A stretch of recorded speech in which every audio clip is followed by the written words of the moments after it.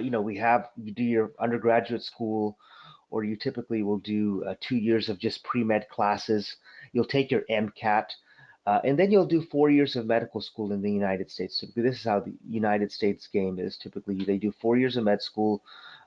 They do, and then the first 2 years are basic science, where you take your step one, step two, and then of course after that, excuse me, that you do your clinical science the last 2 years, and then you apply to residency, and then you get into residency. Now, we're going to be mainly focusing on the residency part and the fellowship part. We're also going to be talking about salaries, okay? How much you can actually make as a doctor in the United States in different regional areas, what they expect, or what the expected salary is also. So we're going to be kind of getting into that as well. But we're going to be mainly focused on this, the step three, the fellowship, and beyond and during residency.